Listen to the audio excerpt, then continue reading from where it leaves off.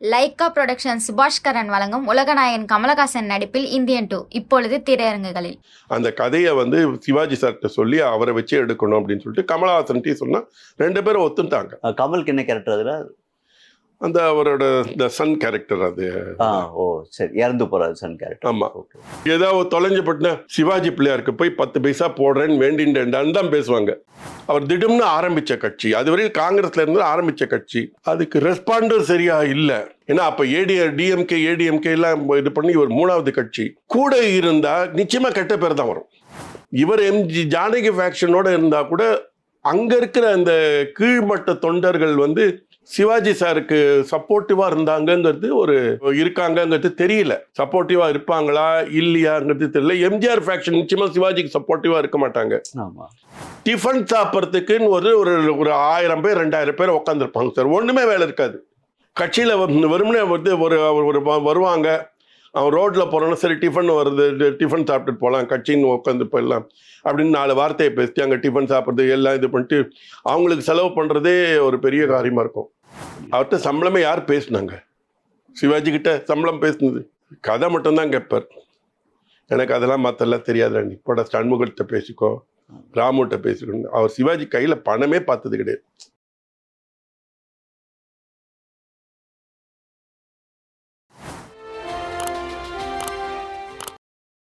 நீங்க நாயகன் சொன்னீங்க, அதுலயும் அந்த மெயின் கேரக்டர் அவர் தான் பண்றதா இருந்தாரா? மெயின் கேரக்டர் அவர் தான் பண்ணதா இருந்தார் சார். மெயின் கேரக்டர் அவர் பண்றதா இருந்தா சார். என் தம்பி தான் சார் காட்ஃபாதர் எடுக்கணும்னு முதல்ல வந்தா சார். எம்எஃப்ஏ பண்ணிட்டு அவன் வந்ததே நான் இந்த காட்ஃபாதர் பண்ணணும்னு சொல்லிட்டு தான் வந்தான். அந்த கதையை சிவாஜி சார்கிட்ட சொல்லி அவரை வச்சு எடுக்கணும் அப்படின்னு சொல்லிட்டு கமலஹாசன் சொன்னா 2 பேரும் ஒத்துட்டாங்க. கமலுக்கு என்ன கேரக்டர் அதுல? அந்த அவரோட சன் கேரக்டர் அது. ஓ சரி, இறந்து போறாரு சன் கேரக்டர். ஆமா, நிழல்கள் ரிவ்யூ பண்ணாரு அந்த கேரக்டர். அதுதான் கொஞ்சம் பிரம்மாண்டமா பண்ணணும்னு சொல்லி பண்ணிச்சு. பட் ஆனா Kamal Haasan he wanted to do that character இதுன்னு. அதுக்கப்புறம் அது வேற மாதிரி போச்சுன்னு வச்சுக்கோங்க. அதுலயும் அவருக்கு வருத்தம் இருக்கும் சிவாஜி. எதுக்கு அந்த கேரக்டர் பண்ண முடியாது? அவருக்கு ஒரு வருத்தம், அது பெரிய வருத்தம் நிச்சயமா சார். அந்த கேரக்டர் பண்ண முடியாத வருத்தம் நிச்சயமா இருக்கும் சார். அது வருத்தப்படலன்னா தான் அது அவனு கேட்கல. அவரு ஏன் அது பண்ணல அந்த மாதிரி கேட்கல. அது ஒன்றும் பெருசா கேட்கல. அவருக்கு அட்வான்ஸ் கொடுத்தோம். அப்பயே 25,000 30,000 அட்வான்ஸ் கொடுத்து கன்ஃபார்ம் பண்ண படம் தான் அது. இதே கேட்டார், இது டே அத மாதிரி விட்டுறாது, இது நல்ல படம் சொல்லிட்டேன், அப்புறம் நீ வராத எங்கிட்ட பேசினார் என் தம்பி கிட்ட. பண்ணிருப்போம் அது. பட் இவரோட ஹெல்த் அவரோட இஷ்யூ பயந்துட்டு பண்ண மாட்டோம். ஏன்னா எல்லாரும் பயந்துட்டாங்க. ஏன்னா அந்த சப்ஜெக்டே you have to sit on the brim sir. நீங்க அவரே சொல்றாரு, யாருமே இப்படி சாஞ்சி உட்காரக்கூடாதுரா, நீ எடுக்கிற இது எல்லாரும் சேருக்கு முன்னாடி இப்படி நிக்கணும். அவருக்கு பண்ணி காமிச்சார் அவரு. அந்த மாதிரி எடுக்கணும் அது இதுன்னு சொல்லி 2 பேரும் அப்போ ரொம்ப ஃப்ரெண்ட்ஸ் மாதிரி இருந்தாங்க 2 பேரும், என் தம்பியும் சிவாஜியும். காலம்புற ஒரு 7-8 மணிக்கு போயிடுவான்.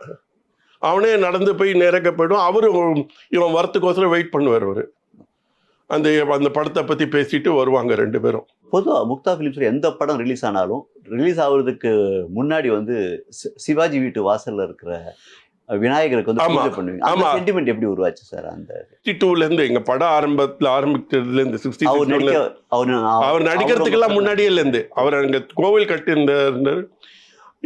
இப்ப மோகன் ஒரு பையன் நான் பார்த்துட்டு இருக்கான், அர்ச்சனை பண்ணிட்டு இருக்கான். அதுக்கு முன்னாடி எங்க அப்பா இருந்தாங்க.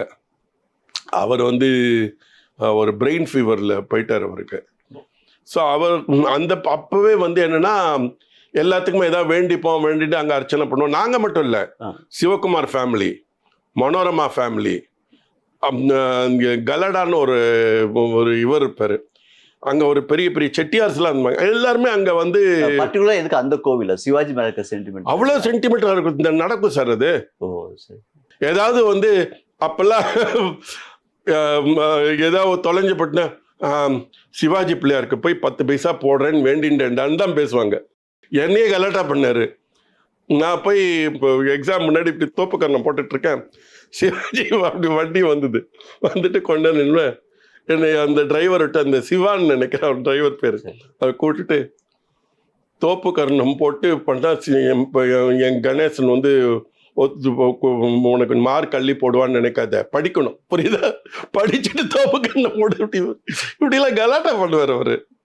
படிச்சுட்டு தோப்பு கண்ணம் போட்டு எம் கணேசன் வந்து உனக்கு நீ கேட்குற மார்க்கை கொடுப்பாரும்ப. படிக்காம வந்து தோப்பு கண்ணம் போட்டால் வெளில துரத்துன்ற மாதிரி அவர் பேசுவார். அவர் உங்கள் அப்பா வந்து சிவாஜி ரசிகர் மன்றத்தில் இருந்தால் காங்கிரஸ்குள்ளே போனார். ஆனால் பிற்காலத்தில் வந்து சிவாஜி கட்சி ஆரம்பிச்சப்போ உங்கள் அப்பா கூட போகல இல்லையா, தனி கட்சி ஆரம்பிச்சப்போ? 2-3 விஷயங்கள் இருக்கு சார். அதாவது அதில் வந்து சில அந்த கட்சியில பொறுத்தவரையில் என்ன ஒரு விஷயம்னா, அவர் செலவு பண்றார். சிவாஜி சார் தன் செலவு பண்றாரு. நாளைக்கு ஏதாவது இதுவாச்சுன்னா உடனே பிளேம் வந்துடும் கண்டிப்பா. ஏன்னா இவ்வளவு செலவு எக்கச்சக்கமா செலவு பண்றாரு. ஏன்னா அவர் வந்து அந்த கட்சியை வளரணும். அவர் லேட்டஸ்ட் ஸ்டேஜில் தான் அந்த அவரை நான் ஏற்கனவே உங்களை சொல்லாமல் செல்ஃப் ப்ரமோஷன் கிடையாது. அவர் திடம்னு ஆரம்பிச்ச கட்சி, அதுவரையில் காங்கிரஸ்ல இருந்து ஆரம்பிச்ச கட்சி. அதுக்கு ரெஸ்பாண்டும் சரியா இல்லை. ஏன்னா அப்ப டிஎம்கே எல்லாம் இது பண்ணி ஒரு 3வது கட்சி கூட இருந்தா நிச்சயமா கெட்ட பேர் தான் வரும். ஒரு ஏன்னா காரணம் என்ன, அதுக்கு அந்த அதில் என்ன அவரை ஏமாத்திட்டாரு, ஏமாத்திட்டாரு, அவன் பணம் எடுத்துட்டு போயிட்டான், இவன் பணம் எடுத்துட்டு போயிட்டாங்கிற பேச்சு தான் வரும். அவர் கூப்பிடல உங்க அப்பாவை கட்சிக்கு நீ வான்னு கூப்பிடல. எங்க அப்பாவே போய் வாலண்டியரா போய் ஜாயின் பண்ணிருக்கணும், இல்லைன்னு நான் சொல்லலை. பட் எங்க அப்பாவுக்கு ஒரு பயம் என்னன்னா, அங்க 2வது ஜானகி அம்மா ஏதோ பணம் தரேன்னு சொன்னாங்க, அவங்களும் தரல. தன்னுடைய மணியை வச்சுதான் பண்ணார். அது இந்த மணியை வச்சு பண்ணும்போது அவர் எக்கச்சக்க செலவு பண்ண. அன்னைக்கு டிஎம்கேக்கு அகெயின்ஸ்டா அவர் வந்து செலவு பண்ண கருணாநிதி அவர் எக்கச்சக்கமாக செலவு பண்ணிட்டு இருக்கிறப்போ தான் வரணும் மறுபடியும். அதுக்கு ஈக்குவலண்டா ஜெயலலிதா ஃபேக்ஷனும் செலவு பண்றாங்க. இவர் வந்து தன்னுடைய ப்ராப்பர்ட்டி தன்னுடைய இதை அடமானம் வச்சு செலவு பண்ணுற லெவலில் வந்துன்றதுன்னு நினைக்கிறேன் நான், எனக்கு தெரியல. ஸோ ஏதாவது ஒன்று ஆச்சுன்னா கூட சின்ன தப்பானாலும் பிளேம் நிறைய வரும். அதனால் அதுக்கு பயந்துன்னு தான் போகல எங்கள் அப்பா, வேற ஒன்றுமே ரீசனே இல்லை. ரெண்டாவது இன்னொன்று என்ன, அது காங்கிரஸ் கட்சியில் இருந்தோம். ஒரு அவருக்கு இதில் இருந்தார், அவருக்கு எம்பி பதவியெல்லாம் கொடுத்தாங்க, இது பண்ணாங்க. அவர் ஏதோ ஒரு சின்ன ரீசன்னால தான் அவர் வெளியில வந்தாங்கிறது வந்து ஒரு ஜானகி அன்னைக்கு ஓட்டு போடல, அது நம்பிக்கையில்லா தீர்மானத்துல வந்து ஜானகி எம்ஜிஆருக்கு ஆதரவா செயல்படல காங்கிரஸ் அப்படின்றத அவர் வந்தார் இருந்தது. 2வது sir, MGR faction Sivaji faction தனித்தனியா இருந்தது சார். எம்ஜிஆர் வந்து எம்ஜிஆருக்கு நம்ம சொல்றோமே தவிர அதுன்னு இவர் ஜானகி ஃபேக்ஷனோட இருந்தா கூட அங்க இருக்கிற அந்த கீழ்மட்ட தொண்டர்கள் வந்து சிவாஜி சாருக்கு சப்போர்ட்டிவா இருந்தாங்கங்கிறது ஒரு இருக்காங்கங்கிறது தெரியல. சப்போர்ட்டிவா இருப்பாங்களா இல்லையாங்கிறது தெரியல. எம்ஜிஆர் ஃபேக்ஷன் நிச்சயமா சிவாஜிக்கு சப்போர்ட்டிவா இருக்க மாட்டாங்க. சிவாஜி ஃபேக்ஷன்ல இருப்பவங்க இதுல சப்போர்ட்டிவா இருக்காங்களான்னு தெரியல. ஒன்றிணைஞ்சு செயல்படல. அப்ப ஜானகி அதனால எவ்வளோ உள்ளுக்குள்ள ஏகப்பட்ட விஷயங்கள் இருக்கு சார், இருந்தது சார். அது அதனால தான் அதுக்கப்புறமும் அவர் லேட்டரா ரியலைஸ் பண்ணிட்டு அப்புறம் ரஜினிகாந்த் கூட நீ கட்சி ஆரம்பிக்காதுன்னு சொன்னதுக்கு காரணமே அந்த செல்ஃப் ரியலைசேஷன் தான்.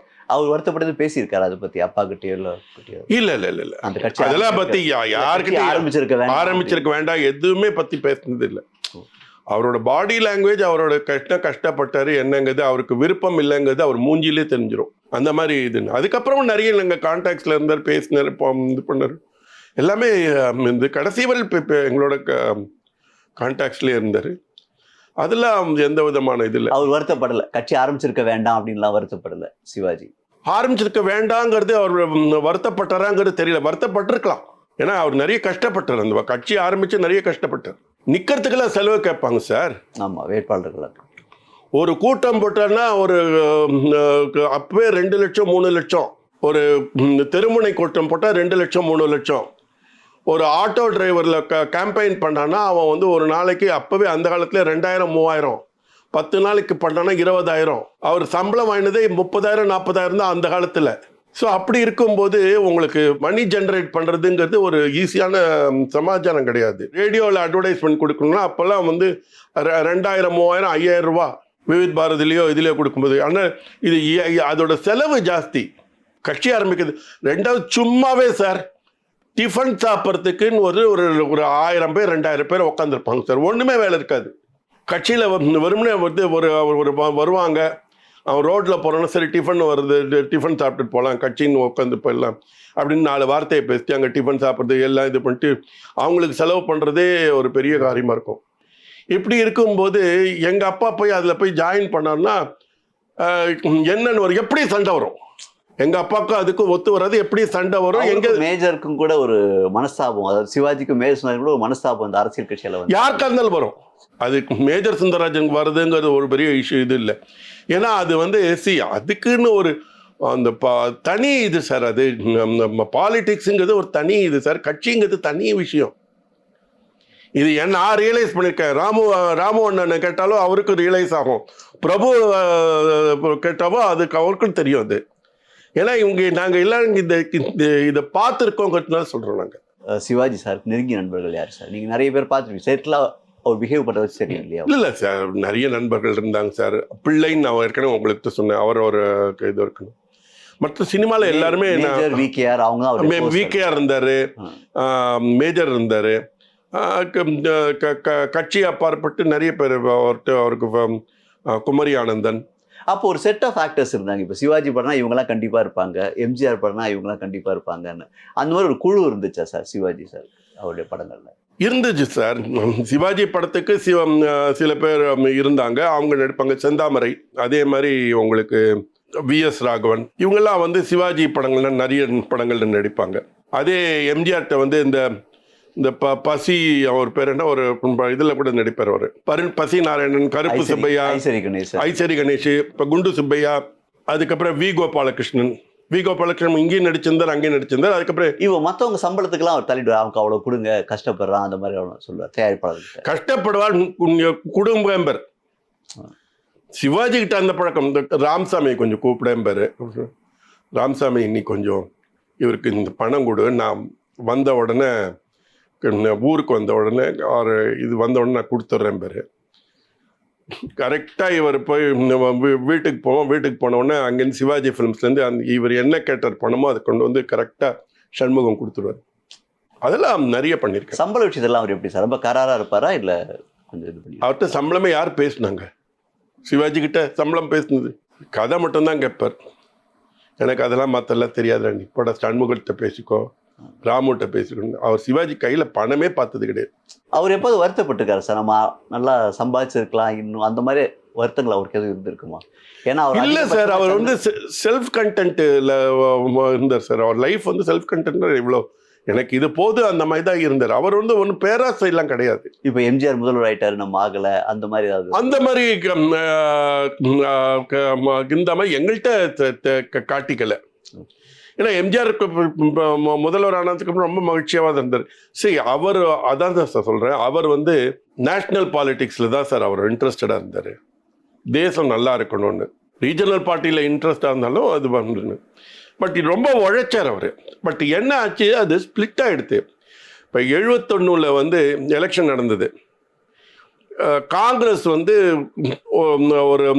ஒரு 40-50% உள்ள காங்கிரஸோட ஓட் பேங்க்கு அப்படியே மாறி 25% மாறி போயிடுது. இந்த 25% டிஎம்கேக்கு வளர்ந்து வர கட்சி ஒரு 25% 50% ஆயிடுது. காங்கிரஸ் ஆனாலே தோத்து போச்சு. ஸோ இப்போ ஓட் பேங்க் மேலே தான் இந்த ஓட்டு இப்போ இந்த ரேஷியோனால தான் சார் தோக்குது. இப்போயே நான் சொல்கிறேன் சார், விஜயால் நான் 2026 ரொம்ப கஷ்டம் சார். அந்த ஓட் கிடையாது சார், வரவே வராது. காரணம் என்னென்னா, இந்த ஓட்டு வந்து ஸ்பிளிட். இப்போ டிஎம்கே 33% அவங்க இன்றைக்கி வச்சுருக்காங்க சார். இன்றைக்கும் நல்லா டிஎம்கே கேடர் வந்து இன்றைக்கும் நல்லா வேலை பண்ணுறாங்க. அவங்க அந்த 33% வச்சுருக்காங்க. ஏடிஎம்கே குறைஞ்சிருச்சு. முன்ன அளவுக்கு இருக்குமான்னு தெரியல, அந்த அளவுக்கு ஜெயலலிதா அளவுக்கு இப்போ இல்லை. அது 20-25% இருக்கும். பாஜக வளர்ந்துன்னு இருக்காது, எங்கேயாவது 20-25%. மிச்சது தான் உங்களுக்கு நான் தமிழரும் இவங்களும். இப்படி எப்படி ஃபார்ம் பண்ணுவாங்கன்னு நினைக்கிறீங்க? வரவே வராது. இப்போ அடுத்தது ஏதாவது கூட்டணி ஆட்சியாக வரும். சிங்கிள் மெஜாரிட்டி கண்டிப்பாக டிஎம்கே வரும், வரத்துக்கு சான்ஸ் ஜாஸ்தி இருக்குது. யாரோட சேர்ந்து பண்ணும். ஸோ அதனால் எனக்கு 2026 நான் ஜோசியம் சொல்லலை, நாங்கள் பார்த்த கால்குலேஷன், நாங்கள் பார்த்த அரசியல் அனுபவத்தை வச்சு சொல்கிறேன். நான் சிவாஜி சாரை சரியாக கொண்டாடலை அப்படின்னு நீங்கள் நினைக்கிறீங்களா? தமிழக மக்கள் வந்து சிவாஜியை பெருசாக கொண்டாடலை அப்படின்னு ஒரு ஃபேனாக நீங்கள் நினைக்கிறீங்களா? யார் சார் சொன்னாங்க அப்படி? யார் சொன்னாங்க? ஏன்னா இங்கே போன வாரம் வரையில் சிவாஜிக்கு வந்து ஃபங்க்ஷன் எடுத்திருக்காங்க, எம்ஜிஆருக்கு இல்லை. போன வாரம் சிவாஜி நடித்த படத்துக்கு அவர் 60th இயர் படத்துக்கும் இதுக்கும் காலம்பரம் 6 மணிலேருந்து நைட்டு 9 மணி மட்டும் பிடி தியாகராஜா ஹாலில் நடந்தது. சிவாஜி எம்ஜிஆருக்கு யாராவது பண்ணியிருக்காங்கன்னு சொல்லுங்க, நான் பார்க்குறேன். நான் எம்ஜிஆர் நான் தப்பாக சொல்லலை. சிவாஜி ரசிகர்களுக்கு வந்து இருக்கிற இதுன்னா அது லாங் இது சார், ஸ்டாண்டிங் இது சார். அது அவங்க வந்து கடைசி வரையில் அவங்க இருக்கணும். எம்ஜிஆர் அப்படி கிடையாது. எம்ஜிஆர் படங்கள் வந்து ஒரு ஆக்டிங்கோ இல்லை இதுவோ கிடையாது. அது வந்து செல்ஃப் ப்ரமோஷன் ப்ளஸ் அவர் வந்து அந்த அந்த நேரத்தில் அவங்க ஜனங்களை குஷிப்படுத்துறது தான். லாங் ஸ்டாண்டிங் வந்து லாங் ஸ்டாண்டிங் கிடையாது. அதே மாதிரி ரஜினிகாந்துக்கு நீங்கள் சொல்ல முடியாது, ரஜினிகாந்துக்கு இருக்காது. ஆனால் கமலஹாசன் நீக்கும் நாயகனை பற்றி பேசுவீங்க, வேற முள்ளும் மலருமே தவிர நீங்கள் ரஜினிகாந்த் படத்தை பற்றி பேச மாட்டீங்க. இல்லை, விருதுகள் சொல்கிறேன், விருதுகளும் உரிய அங்கீகாரம் கிடைக்கலையா அவருக்கு? சிவாஜி இல்லை, எம்ஜிஆருக்கே சிறந்த நடிகர் விருது கிடைச்சிச்சு, ஆனால் இவருக்கு அதுவும் கிடைக்கலையா? இவர் கேட்க மாட்டார் சார். அது நிறைய இருக்கு. இந்த சிறந்த விருதுகள்லாம் நீங்கள் சொல்கிறீங்களா, அந்த விருதுகளுக்கெல்லாம் ஏகப்பட்ட விஷயங்கள் இருக்கு. இப்போன்னு இல்லை, அந்த காலத்துலேருந்து. இவர் ஒன்றும் போய் போய் ஆசையும் படலை, இவர் கேட்கவில்லை. அது வந்து அந்தந்த நேரத்துக்கு அந்தந்த சமயத்துக்கு அங்கங்கே கொடுக்குற ப்ரெஷருக்கு ஏற்ற மாதிரி கிடைக்கும். அவர் ஒன்றும் வருத்தப்பட்டு பேசணும் அதை பற்றி. அந்த காலத்தில் அவரும் பேசினதில்லை, எம்எஸ்வியும் பேசினதில்லை. இல்லை, எம்எஸ்வியை லேட்டராக தோண்டினாங்க. அந்த காலத்தில் அவங்க நினைக்கவே இல்லை சார், விருது வரும் அது இதுன்னு நினைக்கவே இல்லை. சிவாஜி சாரை பற்றி இவ்வளோ விஷயங்களை எனக்கு சொன்னதுக்கு மிக்க நன்றி சார். வணக்கம். Thank you sir. நன்றி சார்.